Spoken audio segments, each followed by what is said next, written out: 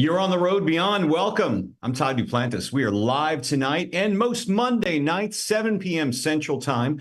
Good to have you with us on the show. Before we get started in tonight's topic, exciting night for us because joining us live for the first time, our new contributor to the Road Beyond podcast, Matt Russell's joined us. Matt, good to have you on the show. Good to be here, Todd. I'm excited about getting into the journey of the road beyond. So looking forward to the road trip, my friend.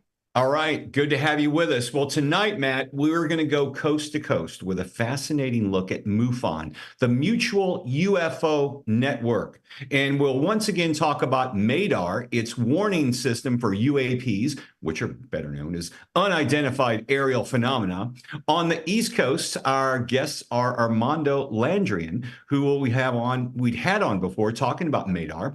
He works with the Connecticut chapter of MUFON, and out west we have Jeanette LaTulip. She is an author, and right now she is out west in Las Vegas. She has a number of books out there. Check them out on Amazon. Her latest one, The Unseens, just one of her many books on ufology and the abduction experience.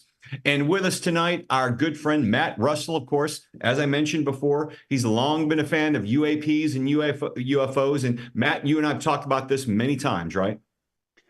Oh, a lot, Todd. Is actually most of our topics of conversation, actually. So we always agree, both of us, that the truth is definitely stranger than fiction.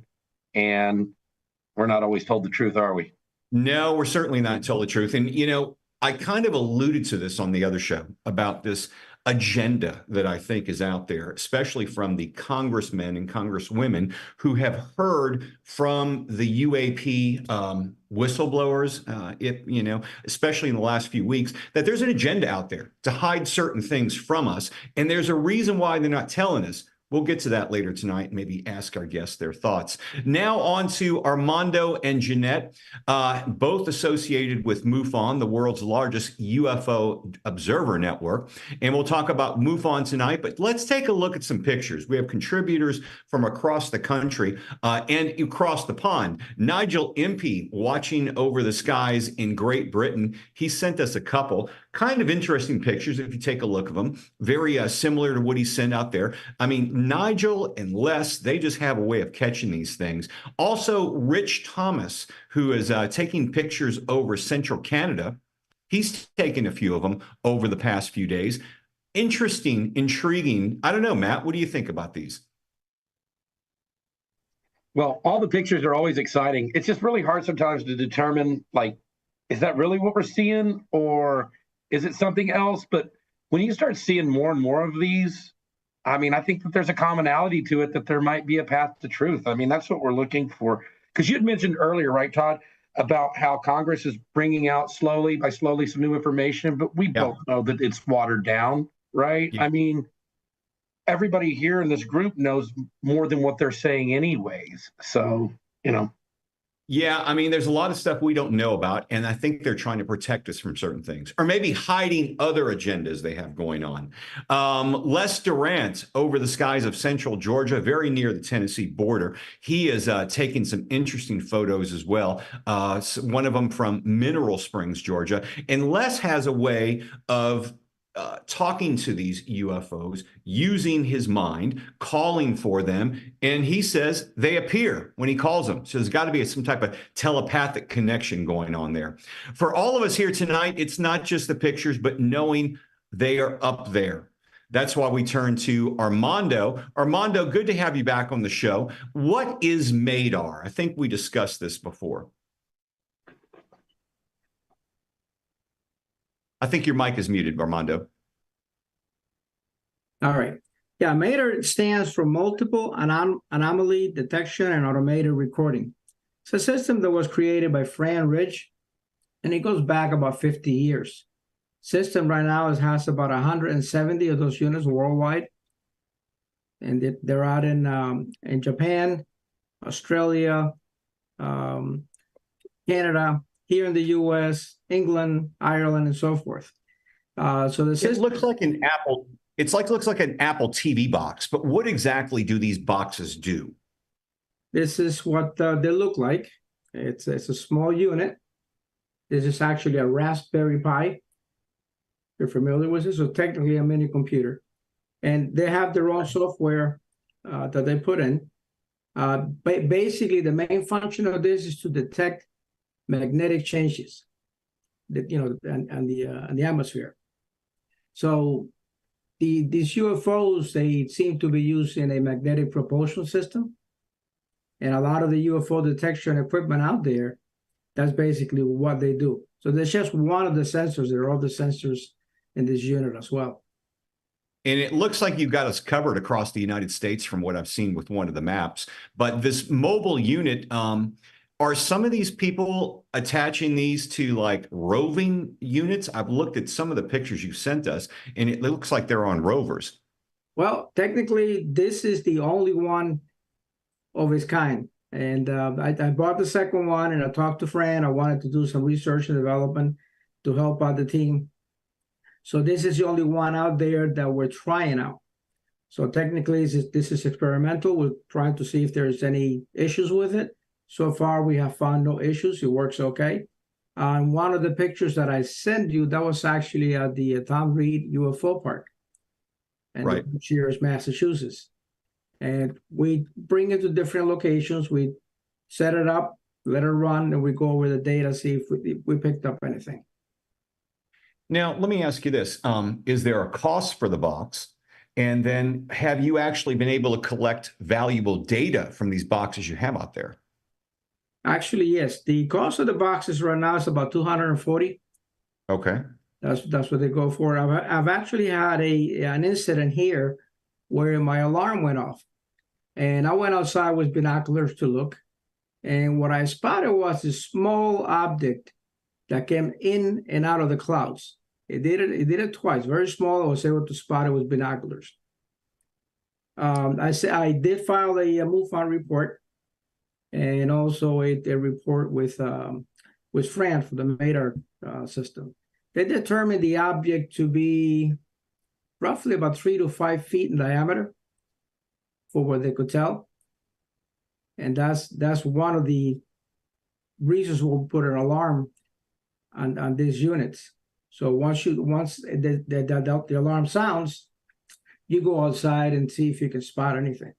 So we have one case here where I was actually able to see something based on that system. There have been other cases here in Connecticut where all of the MADAR units in Connecticut, we got 5 or 6 right now in the state of Connecticut. Well, Armando, about 10 years ago, or even shorter amount of time, we talk about UFOs. They weren't even known as UAPs back then. They were simply UFOs and little green men and all that stuff. You'd be looked at and ridiculed, especially if you were in the world of academia. And now with Congress having these hearings, it's good to get some type of disclosure, but they're not telling us a whole hell of a lot of anything, are they? No, they're not. They're not. It's like we're looking at the tip of the iceberg. We're not getting a lot of information, but it's coming. Little by little, I think that it's going to eventually be revealed. They can't hide it anymore. But do you also fear that they may be revealing things to hide up other things that are going on in a more nefarious agenda? That is very possible, yeah. A lot of our research that has been going on for our defense could be hidden under the idea that it was a UFO versus something that we built and we don't want anybody to know about. I want to go a little bit off script and bring Jeanette in right now. Jeanette LaTulip is joining us right now from Las Vegas. She's the author of The Unseens and many books. Look for her on Amazon. Jeanette, Armando, I want to bring you both into this conversation because I talked about this last week. I discussed it with Matt just a few minutes ago. One thing I track a lot of data that comes in, whether it be over X, which was formerly Twitter, or various social media channels. And some of the things I'm getting, there was a private congressional hearing that wasn't for public view a couple of weeks ago. And some of the congressmen and women came out of that hearing and they said some things that were very interesting to me. And maybe both of you can comment on this. They said some of it may look at these beings as not being from another planet rather, but being interdimensional, that could be beings that were sent here to plant the idea of religion in us. And if we really knew the truth, then it would blow everyone's mind. And one other thing I read, which is very interesting, is that Jimmy Carter, back when he was in office, he demanded to know everything he could about UFOs. They brought him in some documents.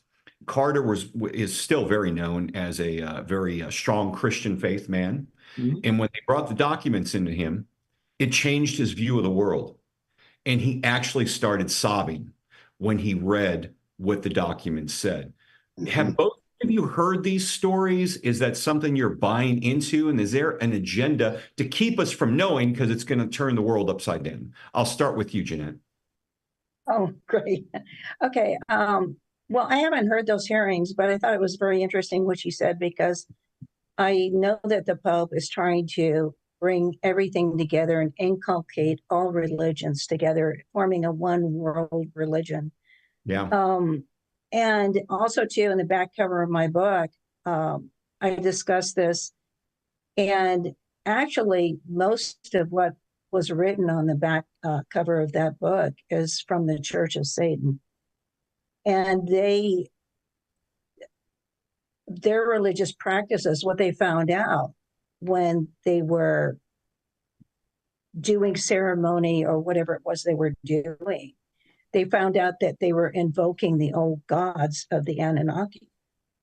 Yeah. And you're right. And so they know what they're in contact with. And this man, he tried to maintain some composure in his video when he was describing this, but he really can't escape them because they are attached to us on a cognitive level. So when that gentleman that you were talking about was pulling them in, he was, because they're attached to him onto his frequency, because the brain emits radiation.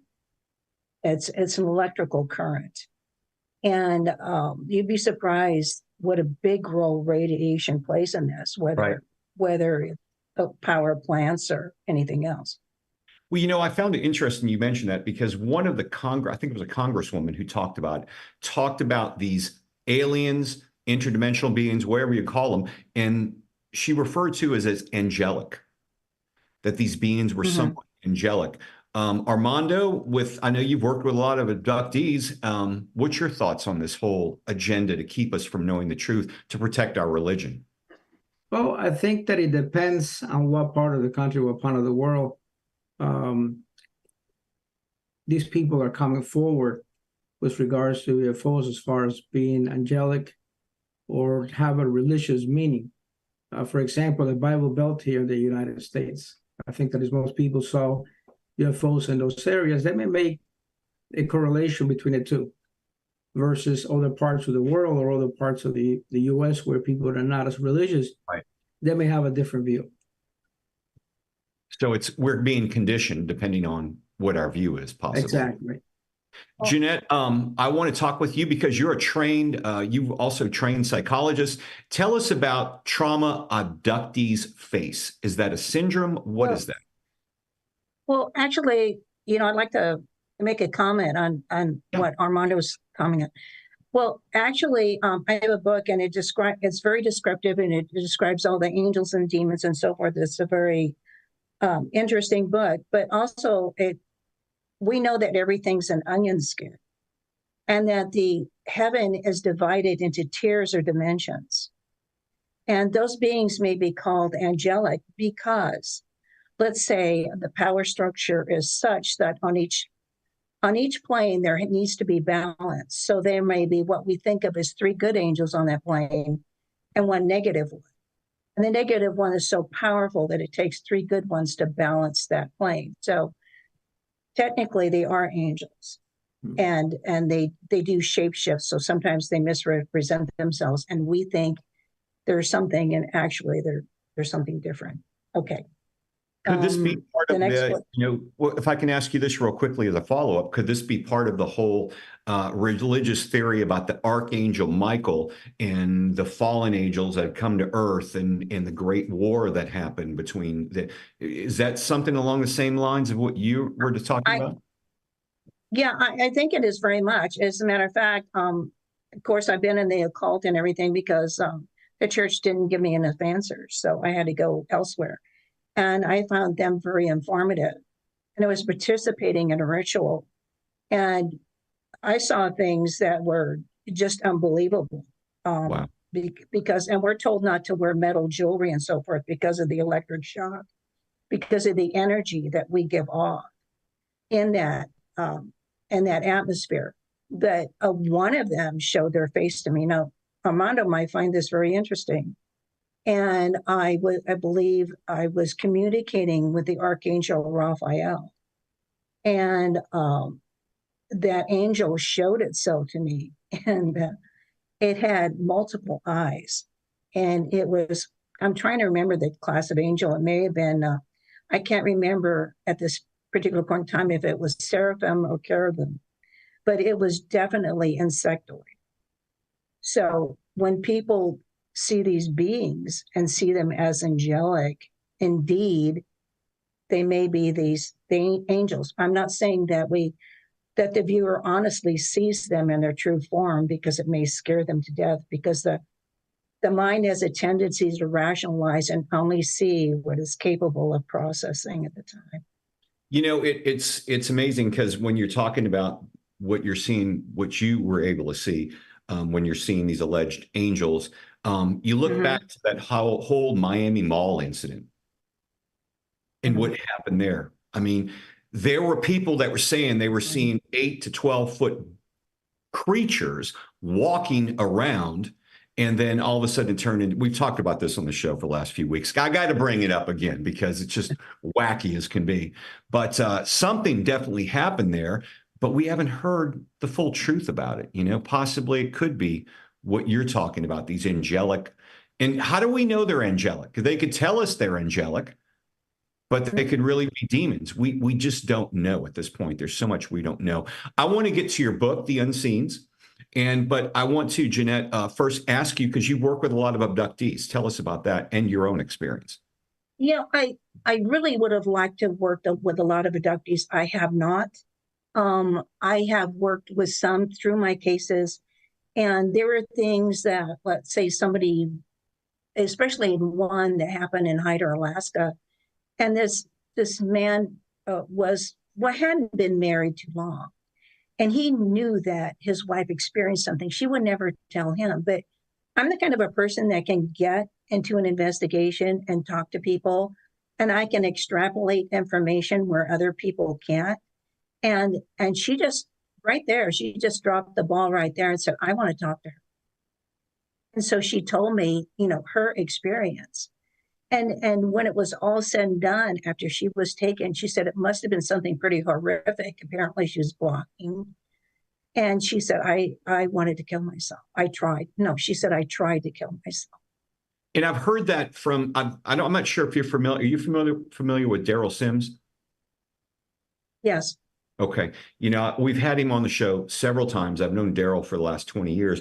But what you're describing with abductees, he's told us the same thing, that some of these people just cannot deal with it any longer. They feel like they've been targeted all their life, and they cannot handle this anymore. And that sounds like what you described with the abductee you work with. And they follow people. They follow families for a reason. And my whole hypothesis is in this new book regarding that. Because what they do is everybody has an aura, so you're radiating this electromagnetic energy, and it's a color, so therefore it's a frequency. And I believe that following these families, they're actually reducing that vibration, and by reducing their vibration, they're creating a habitable zone for them for contact with that person. And so therefore, wherever you're looking at, that's where your energy is going. So it's going away from your goals, it's going away from what you should be doing, and it's being directed toward them. You sent us a picture, which I wanted to show, talking about the metaphysical side and the paranormal side of some of these abductions. Maybe we can take a look at the picture. What are we looking at here? I can't pronounce it. I'm going to bring up a paper that I have here. And I have it. It's spelled Penanggalan. Now, this is what is defined as a demon. It's a Japanese levitating vampire demon is the description of that long word I gave you. Looks like it has a flaming head. The color is off due to low lighting. And you can see the bust line that it is female. And you can't see the extension of the arm below the elbows, and it truncates just a little bit below the hips. This thing appeared in my living room. And I had a lot of instruments running at the same time. It's really hard to man all of them. And my Ovilus, which is extremely uncannily accurate, it said something like, I can't quote it exactly, but it said, this is the porthole that the teacher comes through. And my trimeter was absolutely going ballistic with the radiation that was coming through in that area. And even to this day, if I take the trimeter and move it in that area, the needle just goes. And again, radiation is key. Do you feel like, with some of the whistleblowers that were speaking most recently, they were talking about these beings. We don't need to think of them traveling from across the universe. Do you think these beings are already here? They've been here. They're interdimensional. Do you buy into that more than the whole thing that these guys are coming from, Cyberus, galaxy? Well, I don't think it's any one thing, because I'm dealing with these things that you're talking about. There could be other things outside of that. For example, I met a woman just recently, and she knows someone that worked at the Dulce base. She gave his name, his rank, showed his picture. So I don't know. My trust can only go so far, but there were drawings that were done of beings that were there, and I'm not so sure some of them aren't being created. But the beings that I am dealing with, sure. And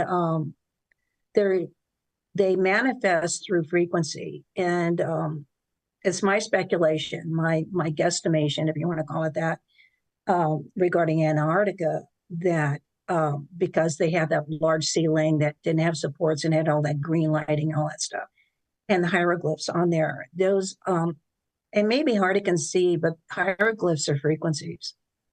And you could intone one and intone another and get a completely different frequency. So I believe when people are saying that these things are coming from inner Earth, yes, and in a way, in a manner of speaking, because I describe in the Unseens the different worlds, and we only inhabit one of them. And so, but these worlds are located within our world. It's worlds within a world. So technically, the Earth is multidimensional. And so these are coming through probably the use of frequency and manifesting into our world. And I go into describing light, and there's a new physics, and light can actually manifest something physical. So when that light is emitted, it's amazing that you've said that, because when you listen to the reports, hate to go back to us again, folks, but you're going to hear about it on the show, the Miami Mall incident. The witnesses said that the beings first looked like they were coming through with a broadcast signal, then it was a hologram, and then they were there. That's exactly what you just kind of told us, and that goes in line with what we've been hearing at the alleged Miami Mall incident. I think they're mimicking with technology, just like they're trying to mimic how our mind works. Right. The book is called The Unseens. Jeanette Latulippe is our guest tonight, along with a member of MUFON, Armando. And the book is available on Amazon. You and I talked, we've only got about a minute left, but real quickly, you and I talked about your experiences, and I compared it to the Skinwalker Ranch. A lot of that is in your book, correct? Well, a lot of it's in the first book, I think, and I sprinkled a little bit through the other two, and the last one, and because it's necessary, because these properties all have one thing in common. And I found out what the common denominator was, and so consequently, I figured out what the cause was.